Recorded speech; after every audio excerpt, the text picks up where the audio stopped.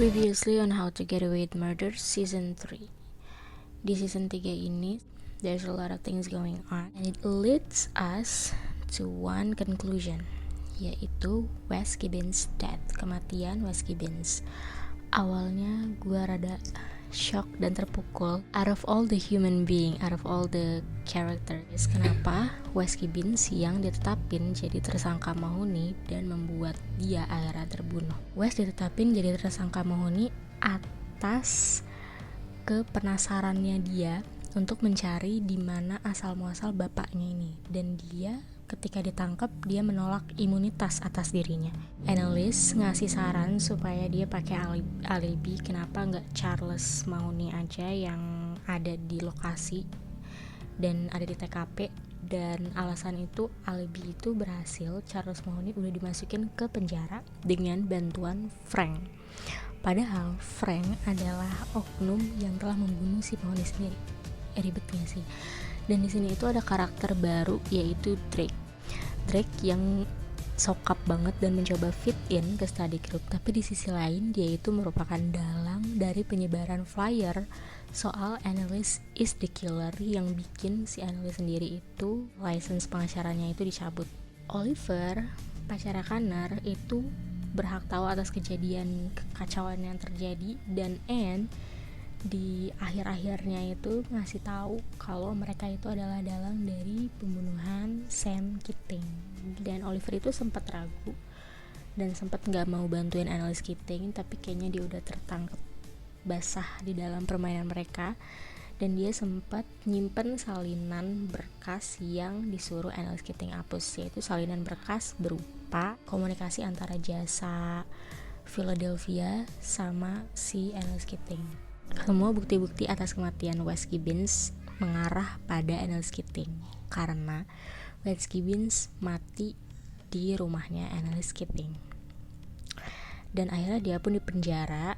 Bonnie yang merupakan asisten Annalise Keating itu nggak bisa ngehandle dan kalah sidang 4 kali.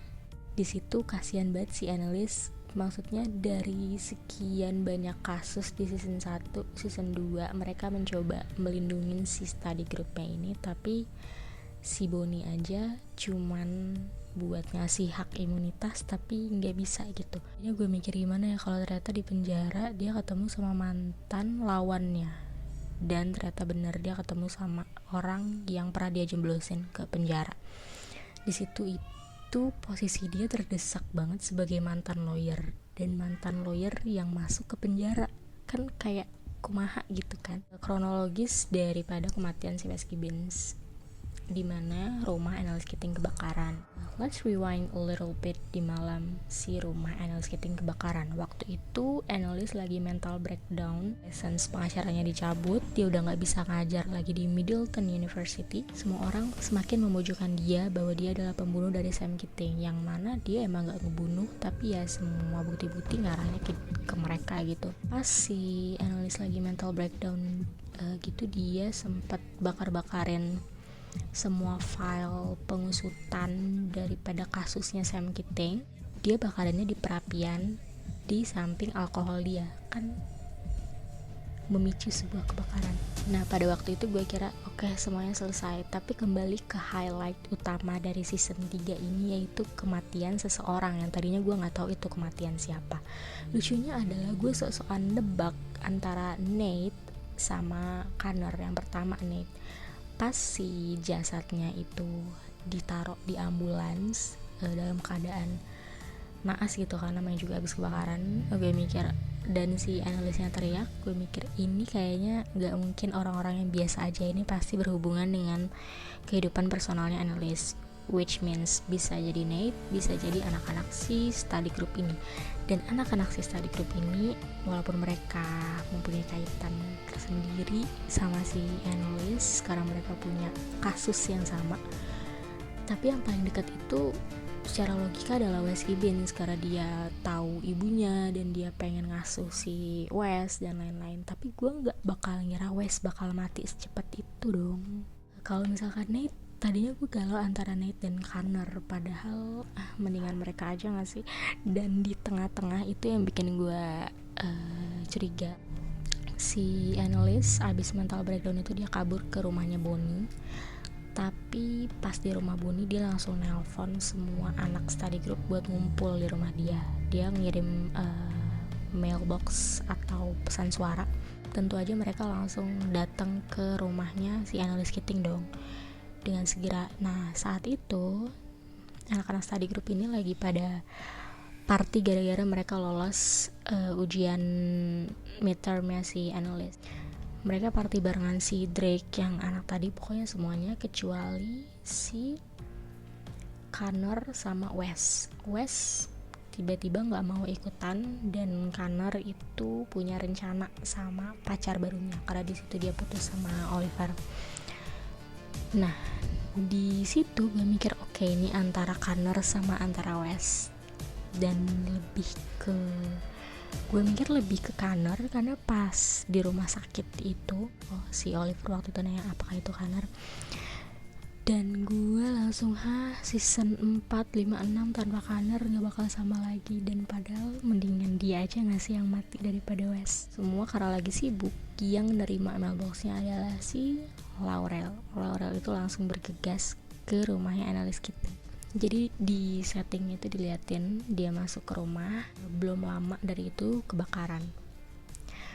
Si Laurel selamat, tapi ternyata terbukti dia itu hamil anaknya si Wes Gibbons. Tapi gue kesel aja gitu sama Connor, dan gue curiga apa si Connor ini punya backstory atas kematian Wes. Pas si Annalise udah menjalani semua treatment terburuk yang pernah dialami di penjara, tiba-tiba si Connor ngaku kalau dia tahu sesuatu tentang kematian Wes. Sebelum Laurel masuk ke rumah itu, si Connor masuk dan ngelihat Wes Gibbons sudah mati. Jadi matinya si Wes Gibbons ini bukan karena si Connor, tapi tetap aja dong dia bisa manggil 911, ambulan, atau nelpon aja langsung ke N-nya, walaupun probably pada curiga sama action dia, kenapa ya pokoknya everything is so fucked up. Well, dia ngelakuin PCR, tapi tentu aja itu gak cukup karena PCR-nya itu malah ngerusak tulang dalamnya dan bikin dia mati. Pas dia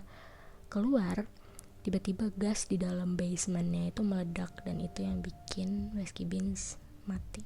Yang bikin sedihnya itu bukan karena Wes Gibbonsnya mati, tapi how he dies just so fucked up. Karena dari awal kita udah diiring buat tahu soal backstory-nya, latarnya dia ngebela kasusnya Rebecca di pengadilan, dan gimana dia nyari ibunya, nyari kebenaran ibunya. Dan di akhir season 2 gimana dia nyari bapaknya, dan dia bahkan belum dapat keadilan sama sekali. Everything is just so fucked up karena dia gak dikasih kesempatan buat at least dapetin sedikit closure aja gitu atas kasusnya, atas keadilan dia. Dan tiba-tiba dibikin mati, dan gue pikir dia adalah tokoh utama, dan ternyata tokoh utamanya si Annalise, I think nggak adil menurut gue. Aduh, mendingan si Connor aja, gue rela deh kalau Connor mati.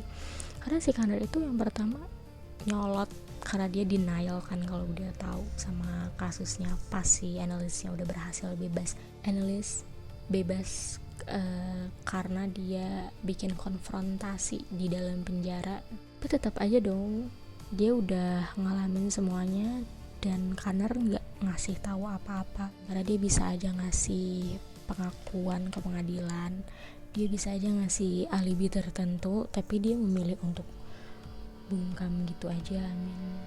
Lucu adalah waktu Laurel dan teman-temannya itu ngadirin funeralnya si Wes Gibbons, dan itu dipenuhi dengan anak-anak Middleton. Anak-anak Middleton itu lagi pada nangis. Terus tiba-tiba si Laurel ngomong, "Do any of you know about him? Do any of you care about him? Go cry somewhere else." Kayaknya Wes Gibbons tuh orang yang paling tertutup dari semua study group ini, karena dari season 1 dia cuma fokus sama kasus Rebecca, yang mana dia peduli banget sama Rebecca. Terus season 2 difokus sama ibunya, kayak nggak punya ikatan sosialisasi apa-apa selain daripada si study groupnya ini. Jadi emang wajar sih menurut gue kalau nggak semua orang kenal secara personal sama si Wes Gibbons. akhirnya si Connor itu kayak oke lah, gue mau ngaku aja sama jaksa, dan dia mau ngaku kalau dia itu tahu a little bit something about Wes Gibbons death.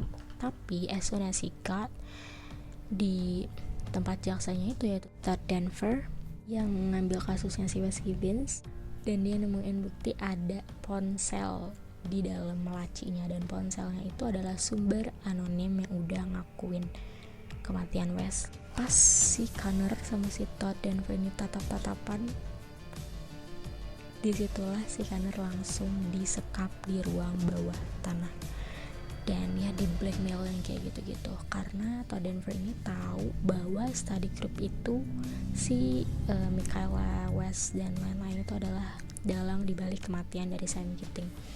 Again, yang gue sampaikan di review dari season 2, gue bingung banget kenapa jaksa, polisi dan lain-lain itu nggak menilai sebuah kasus secara objektif gitu. Kenapa mereka kayaknya gedek banget sama satu orang, yaitu Annalise Keating. Selain daripada reputasi dia yang nggak pernah kalah di pengadilan selama belasan tahun, I guess it's really confusing apa yang membuat mereka dendam kesumat gitu sampai pengen ngejatohin. Yang bikin gue ngerti adalah selama menangnya si Annalise Keating di pengadilan belasan tahun itu, dia kadang pakai cara-cara yang salah, cara dia ngebela kliennya itu dengan cara dia memanipulasi omongan yang ada di saksi, di juri, ataupun pokoknya dia memanipulasi seisi pengadilan, dan itu bikin orang gedek kali ya. Akhirnya si rekaman jaksa yang sempat disimpan sama si Oliver ini nyampe ke tangan Todd Denver, dan mereka nggak bisa ngapa-ngapain selain daripada ngaku. Tapi tiba-tiba atas beberapa kasus yang terjadi, si Todd itu jadi kayak table has turned gitu. Dan akhirnya mereka sampai pada kesimpulan, oke, kita gak bakal ngaku kasus masing-masing. Dan yang paling mengejutkan at the end of the season adalah pertemuan antara Annalise Keating dengan istrinya Wallace Mahoney. Di situ itu diliatin bahwa dia itu udah menganggap Wes sebagai anaknya sendiri, dan dia itu kecewa. Dia cuma pengen dapat closure atas siapa bapaknya, siapa pembunuh ibunya, dan lain-lain. Tapi kenapa si Wallace nggak reach out to Wes lebih awal gitu? Dan dia bilang sama istrinya, Wes itu anaknya suami lo. Terus tiba-tiba istrinya si Wallace Mahoney ini ngomong, lo salah paham banget selama ini. Wallace Mahoney bukan bapak dari Wes Gibbons. Bapak dari Wes Gibbons itu adalah Charles Mahoney. Jadi di kasus beberapa tahun lalu, 10 tahun lalu itu bukan perkosaan antara ibunya sama Wallace, tapi ibunya sama Charles. Mindfucknya adalah gue gak pernah ngebayangin Charles sebagai bapaknya Wes, karena itu aneh banget. Mereka hampir seumuran gak sih? Karena di pengadilan pas si Wes ini ditetapin sebagai tersangka dan dia ngasih pembelaan, dia ada di satu ruangan sama Charles, dan mereka sambil ngelempar tatapan tajam, dan gue kayak, jadi itu saudara lo men. Terus ternyata itu bapaknya, kan itu fakta banget. Gue udah nonton season 4 sampai episode 5 and I kind of felt nothing. Pertimbangan gue untuk masih mau nonton season 4 mungkin karena ada kisah yang baru bersemi antara si Michaela sama Asher, terus gimana closure antara Connor sama Oliver, dan gimana caranya si Annalise Keating get away with all of her problems. But I guess that's it. Nggak ada lagi yang gue looking forward into karena there's no Wes Gibbons in there. But overall it is a good series. Cerita yang sangat compelling dan menarik. Tapi yang gue kecewa itu aja sih, kenapa harus dia yang mati. Maksudnya dia butuh closure atas sesuatu. Dari sekian banyak karakter, cuman Wes doang kayaknya yang kita tahu seluk-beluknya, dan tiba-tiba dia bikin mati, kan kayak membingungkan. Rating gue sama season 3 ini 7 out of 10. But I guess that's it for today's video. See you guys around for season for How to Get Away with Murder. See ya!